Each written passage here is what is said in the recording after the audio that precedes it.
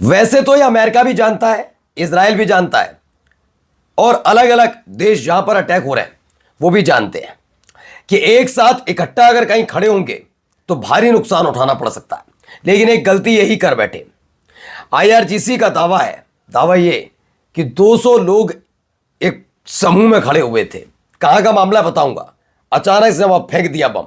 हालात क्या है आपको दिखाने जा रहा हूं, लेकिन उसके साथ साथ आपको दिखाऊंगा कतर में बड़े हमले हुए हैं। और हमले कतर के प्रतिष्ठान पर नहीं बल्कि किसके प्रतिष्ठान पर होंगे सबको पता है। एक शिप को भी डुबो दिया गया। कहां ये शिप डूबा वो दिखाता हूं। और तो और कुवैत पर लगातार अब हमले हो रहे हैं। ये हमले पहले अमूमन उसके यहां बने हुए जो बेस फील्ड है अमेरिका का वहां हो रहे थे, लेकिन अब ये दायरा बढ़ चुका है। इस दायरे को बढ़ाते हुए बड़ा हमला किया गया। इन सब के बीच झटका अमेरिका को और लगा जब उनके सहयोगियों ने उन्हें लताड़ लगानी शुरू की। अभी इटली, स्पेन तो हमने दिखाई दिया, जर्मनी तक दिखा दिए तमाम देश। अब ब्रिटेन ने एक बार फिर से झटका दिया तो बौखला गए ट्रंप बौखला कर ज्ञान देने लगे कि वो नेटो छोड़ देंगे। तो उनके ही परिवार से आवाज उठी, ईरान का तख्ता पलट हो या ना हो, लेकिन ये बात तय है कि अमेरिका में तख्ता पलट होगा। और ये किसी और ने नहीं, ट्रंप के परिवार की तरफ से कहा गया। नमस्कार, मैं हूं प्रज्वल गौतम और आप देख रहे हैं the live TV. The live TV, सच सबसे आगे। सबसे पहले खबर देखिए। आईआरजीसी एरोस्पेस फोर्स के कमांडर माजिद मूसावी, उन्होंने कहा है कि आज हमने सऊदी अरब के अल खर्ज में अमेरिकी पायलट्स और एयर क्रू के आवास पर एक ड्रोन और मिसाइल से हमला किया। सब जानते हैं जिस जिस देश में वो रहते हैं उनके रहने की व्यवस्था भी अलग से की गई है अमेरिकी सैनिकों की। अभी अमेरिकी सैनिक वहां पर रह रहे हैं। उन्होंने कहा है कि सऊदी अरब के अल खर्ज में जो अमेरिकी पायलट्स और एयर क्रू मेंबर हैं उनके आवास पर एक बड़ा हमला हुआ। ड्रोन अटैक हुआ, मिसाइल से अटैक हुआ और 200 लोगों की एक मीटिंग चल रही थी, उसको निशाना बनाया गया। कोई प्रोग्राम भी हो सकता है।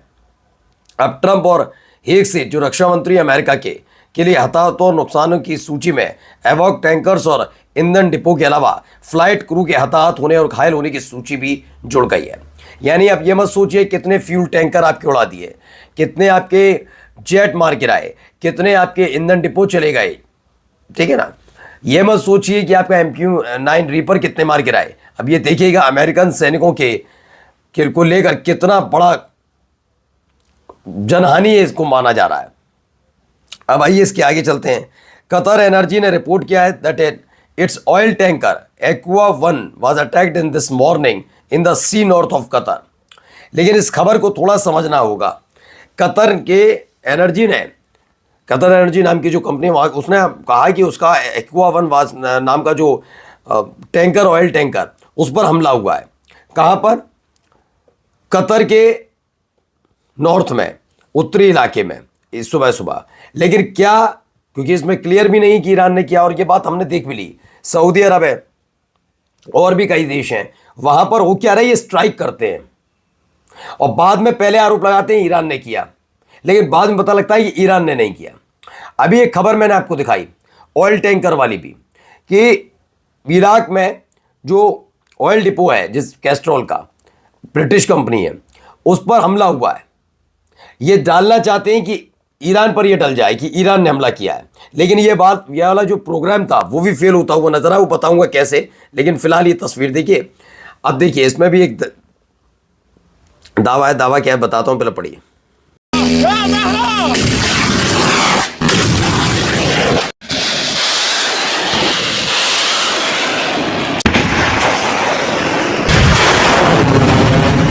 अब इनका कहना है कि आज सुबह ईरान ने कतर पर 3 क्रूज मिसाइलें दागी। इनमें से एक एक्वा 1 जो कतर एनर्जी का एक फ्यूल टैंकर सीधे निशाने पर आया, जबकि बाकी 2 मिसाइल्स को इंटरसेप्ट कर लिया गया। कतर मिडिल ईस्ट में अमेरिका का सबसे बड़ा एयरबेस होस्ट करता है, लेकिन अब उसके तेल टैंकर्स पर भी हम लोग निशाने पर आ गए। मेरा मानना यह कि उसके तेल टैंकर हैं या ये अमेरिका के लिए सप्लाई किए जाने वाला तेल टैंकर था।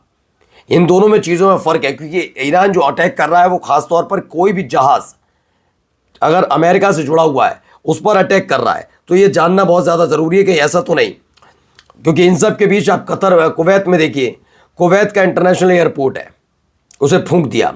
हमने आपको बताया ये 7वां या 8वां दिन है जब कुवैत ने पहली दफ़ा ईरान पर अटैक किया था, और तब से ही कुवैत के बोट्स, कुवैत के एयरपोर्ट पर लगातार हमले हो रहे हैं।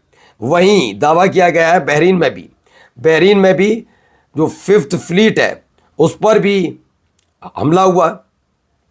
बहरीन पर भी एक बड़े हमले की तस्दीक करती रिपोर्ट है। अब जरा सुनिए क्या कह रहे हैं care Starmer. This is not our war. We will not be drawn into the conflict. That is not in our national interest. And the most effective way we can support the cost of living in Britain is to push for de-escalation in the Middle East. So this is not our war. We will not be drawn into the conflict. That is not in our national interest.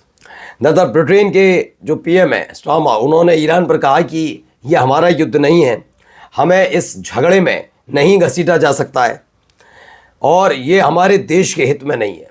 ये clear कर दिया कि हम आपकी तरह नहीं है कि दूसरे देशों पर ज़बरदस्ती हमला कर दें, उस पर हमला कर दें, इस पर हमला कर दें, ये काम नहीं करने वाले। अच्छा, इधर ब्रिटेन ने झटका दिया, उधर देखिए इटली स्विट्ज़रलैंड का यूएस को झटका, बेस पर नहीं उतरेंगे अमेरिकी विमान। फ्रांस ने भी विमानों का रास्ता रोका है। यानी कुल मिलाकर देखा जाए इटली स्विट्ज़रलैंड के साथ साथ यूएस को, इटली और स्विट्ज़रलैंड ने भी यूएस को झटका दिया। फ्रांस वाला मसला आपको पता ही है, बेस पर नहीं उतरेंगे अमेरिकी विमान, फ्रांस ने भी विमानों का रास्ता रोक लिया। ये खबर निकलकर सामने आई। अब आइए अगली खबर। Trump says he is strongly considering pulling the US out of NATO, telegraph reports. ये खबर है कि ट्रंप अब सोच रहे हैं, इन सब पूरे घटनाक्रम के बीच ट्रंप सोच रहे हैं कि एक काम करते हैं, नेटो से निकल जाते हैं। फजीयत तो हो ही गई। इस आदमी के पास धमकी देने के अलावा कोई काम नहीं है। इस आदमी को सुबह उठाओ, शाम तक सिर्फ धमकी, सुबह कुछ कहे और शाम के तो इंतजार ही नहीं करता। दोपहर तक ये आदमी बात बदल ले, छोड़िए 1 घंटे में अपनी बात बदल ले। तो अब कह रहा है दूसरा आदमी कि नेटो, भैया नेटो छोड़कर चला जाऊंगा, तो छोड़ कर चले जाओ, फर्क भी नहीं पड़ रहा किसी को, ऐसा महसूस हो रहा है इन दिनों। अब देखिए ईरान ने अमेरिका में ही करवा देंगे, ईरान नहीं अमेरिका में ही करवा देंगे सत्ता परिवर्तन। ट्रंप के खिलाफ उनकी भतीजी ने उगला जहर। अमेरिका राष्ट्रपति डोनाल्ड ट्रंप के खिलाफ सैकड़ों लोग सड़क पर उतराए। ट्रंप की पॉलिसी, ईरान जंग को लेकर विरोध प्रदर्शन कर रहे हैं। नो किंग्स नाम के इस प्रोटेस्ट के जरिए अमेरिका में सत्ता परिवर्तन की मांग हो रही है। इस बीच ट्रंप की भतीजी मैरी एल ट्रंप ने भी ईरान में सत्ता परिवर्तनों की कोशिश को लेकर अपने चाचा डोनाल्ड ट्रंप का मजाक उड़ाया। उन्होंने क्या लिखा, डोनाल्ड आखिरकार सत्ता परिवर्तन करके ही रहेंगे, लेकिन ईरान में नहीं बल्कि अमेरिका में। नो किंग्स ट्रंप की भतीजी की इस पोस्ट ने इंटरनेट पर तहलका मचा दिया है। अब लोग दादा ही परिवार के लोग हंसी उड़ा रहे हैं इस आदमी की।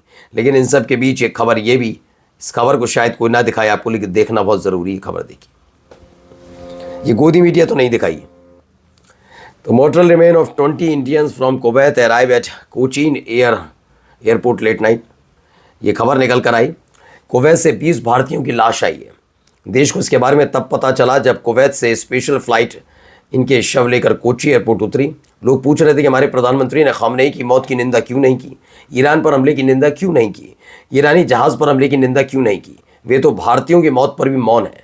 विपक्ष कह रहा है कि युद्ध की चर्चा करो, महामानव रैली कर रहे हैं, पश्चिम बंगाल से असम तक घूमते रहिए। और दूसरी तरफ देखिए यहाँ क्या कर दिया ऐलान। ये भारी तादाद में खड़े जो हैं ये चेचन लड़ाके हैं। चेचन लड़ाके जो रूस के बहुत करीब बताए जाते हैं, इन्होंने यूक्रेन में घुसकर भी काफ़ी चीज़ पलटी थी। और रूसी चेचन लड़ाके इकाइयों ने आधिकारिक तौर पर ईरान को सूचित किया कि अगर अमेरिका ज़मीनी हमला करता है तो वे ईरानी सेना के साथ मिलकर लड़ने के लिए ईरान में तैनात होने को तैयार है। नमस्कार।